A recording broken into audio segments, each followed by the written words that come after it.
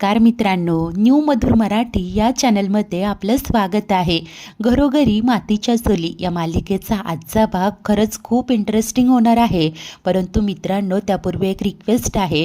तुम्ही जर का आपले डेली व्ह्यूवर असाल तर आपल्या या नवीन चॅनलला नक्की सबस्क्राईब करा. 8 जूनच्या आजच्या एपिसोडमध्ये आता शर्वरीला राहुलचा वेटिंग असा मेसेज येतो. ऐश्वर्याने तो पाहिलेला असतो. शर्वरी जराशी कावरी होते. ऐश्वर्या तिचे सगळे हावभाव नोटीस करत असते.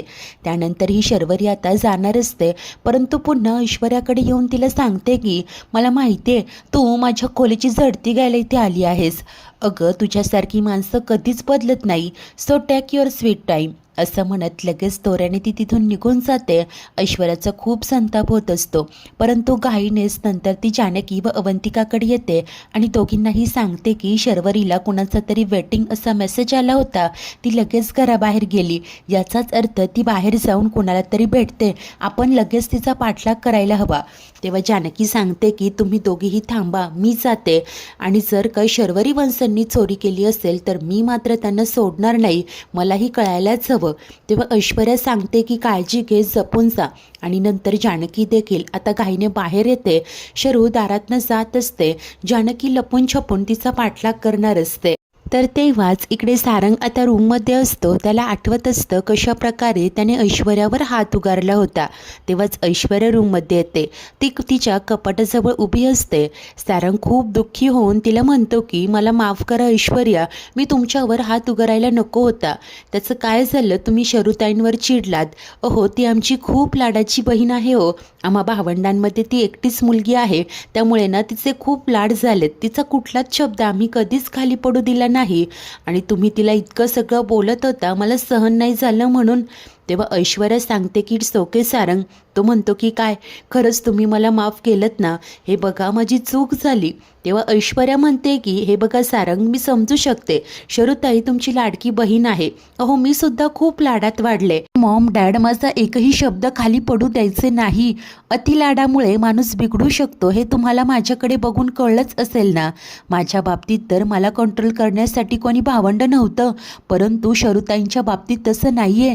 तुम्ही सगळे आहात, परंतु तरीही तुम्ही कोणीच त्यांना काहीही बोलत नाही आहात. तेव्हा सारंग म्हणतो की हे बघा ऐश्वर्या, अहो शरुताई खरंच अडचणीत आहे. त्यानंतर तो पुन्हा तिची हात जोडून माफी मागत असतो. तेव्हा ऐश्वर्या सांगते की हे बघा सारंग, मी माफ केलं तुम्हाला. तो विचारतो की खरंच?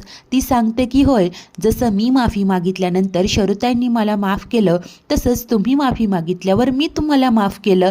सारंगला आता खूप आनंद होत असतो. इतक्यात त्याचं लक्ष बाहेर जातं. अवंती कॉफी घेऊन जात असते. तो म्हणतो की आलोच आम्ही, आणि घाईने तो बाहेर येतो. इकडे अवंतिका आता सौमीकडे आलेली असते. तिने छान दोघांसाठीही 2 कप कॉफी आणलेली असते, परंतु सौमित्र भलताच रोमॅन्टिक होत असतो. तो तिला सांगतो की काय, आपण 2 कपातनं कॉफी प्यायची आहे. मी तर असं ऐकलंय की कपल जर का एकाच कपातनं कॉफी प्यायलं ना, तर त्यांच्यातलं प्रेम 2 कप कॉफी इतकं वाढतं. तेव्हा आता अवंती ही खुश होऊन स्माईल करत बोलते की काय, हे सगळं तू ऐकलंय की उगीच बायकोला इम्प्रेस करण्यासाठी जुळवाजुळव करतोय? तेव्हा तो लाडाने म्हणतो की हवं तर तसं समज. आणि आता दोघेही मस्तपैकी बसलेले असतात आणि आता एकाच कपातनं मस्तपैकी कॉफी पित असतात. त्यानंतर आता सौमी म्हणतो की किती दिवसानंतर आपण हे असं हसून खेळून बोलतोय ना?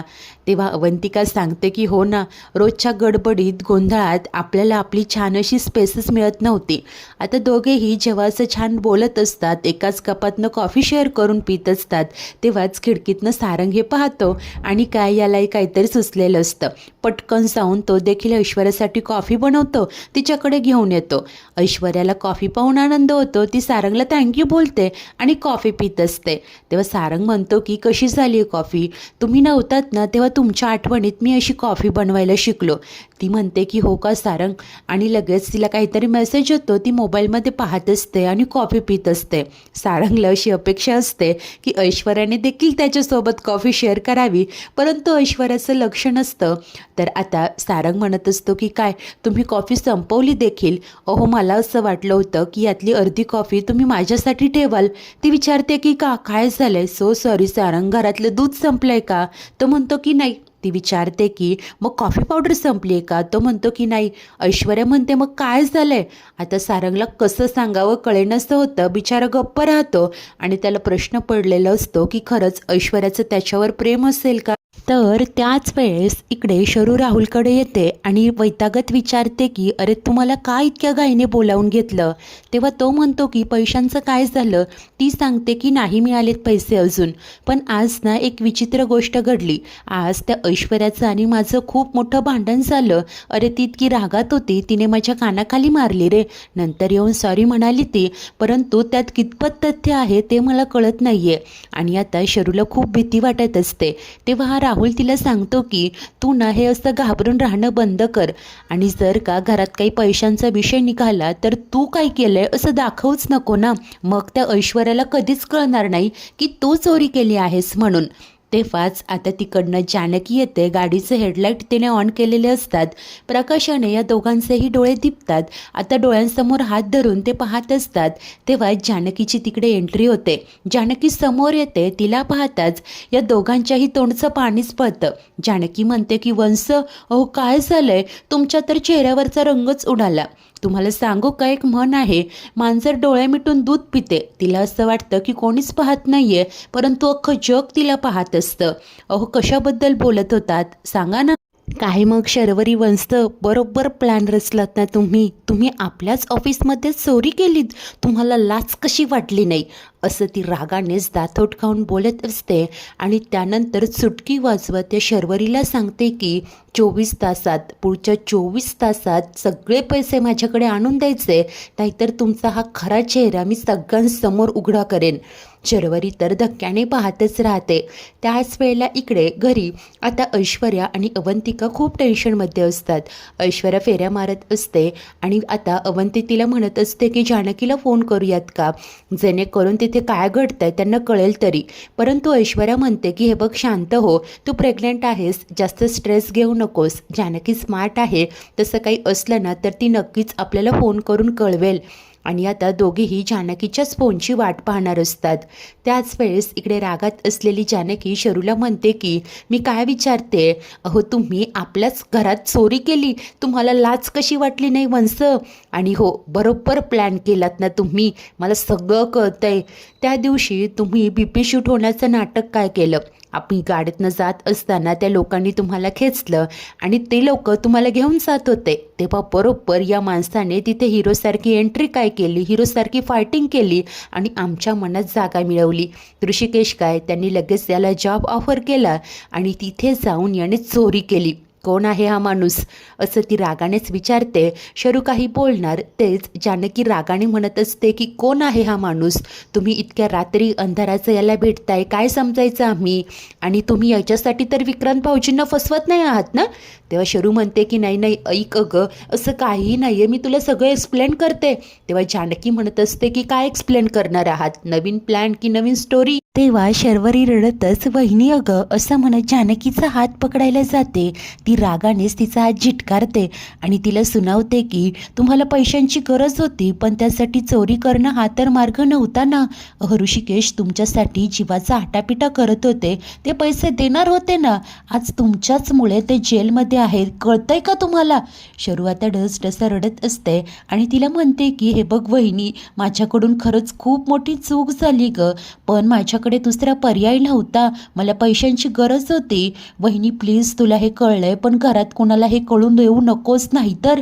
तेव्हा जानकी विचारते की नाहीतर काय? हो, फक्त स्वतःचा स्वार्थी विचार.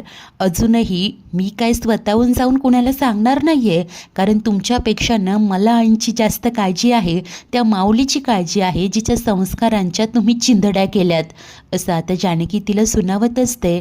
हा राहुल मात्र मुकाट्याने उभं राहून सगळं ऐकत असतो. शर्वरी मात्र रडत असते. जानकी तिला म्हणते की जर का तुमच्या भावाला ऋषिकेशला तुमचे हे प्रताप कळले ना तर त्यांना सर्वात जास्त दुःख होईल आणि आता मला त्यांना आणखी दुःख द्यायचं नाहीये.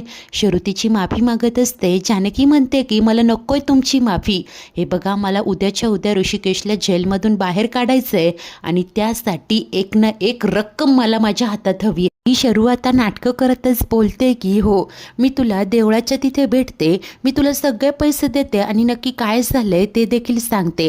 तेव्हा आता जानकी रागानेच बोलते की देवळात पैसे घेऊन या.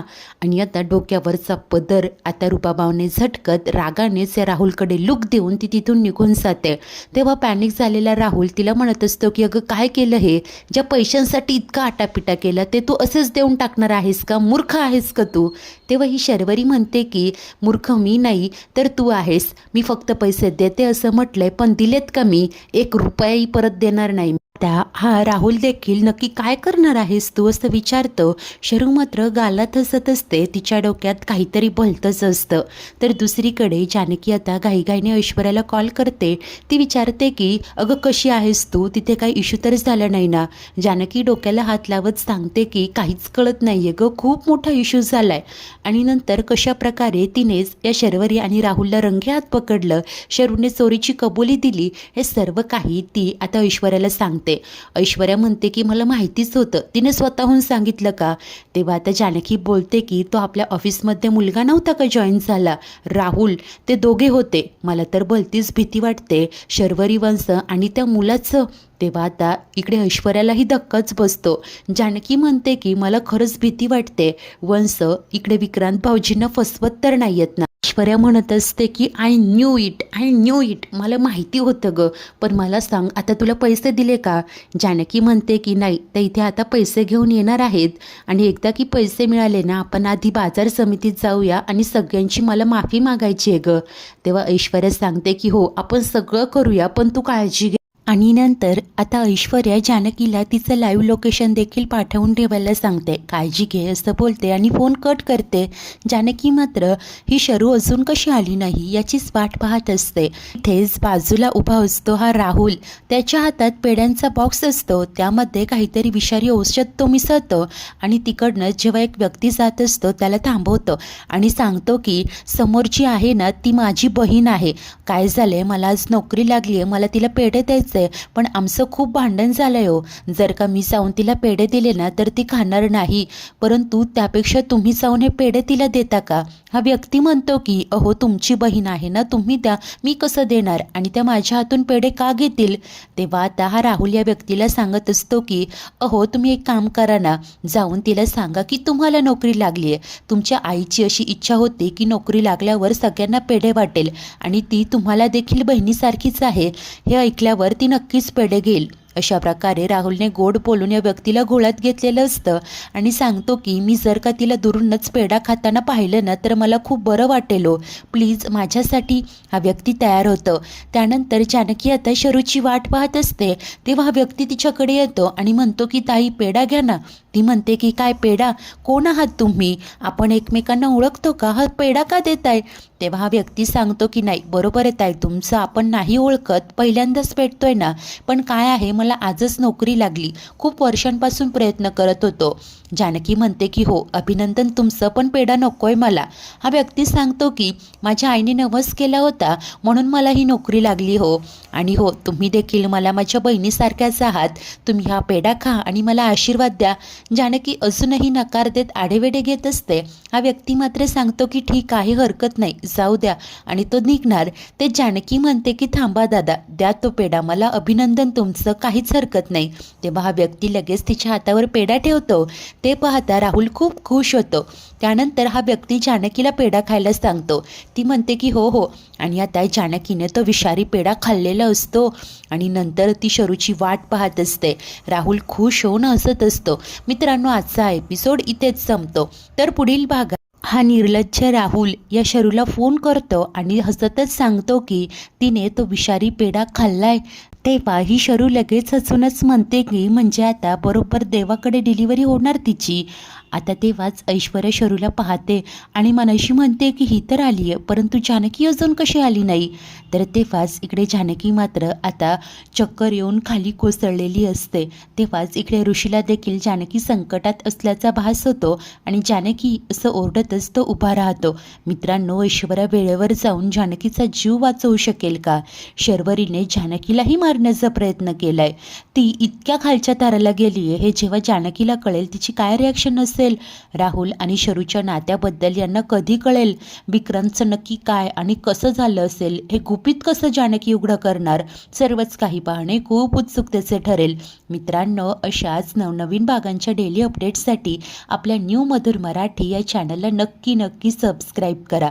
तुमचं एक सबस्क्रिप्शन आम्हाला खूप मोटिवेशन देऊ शकतं. थँक्यू.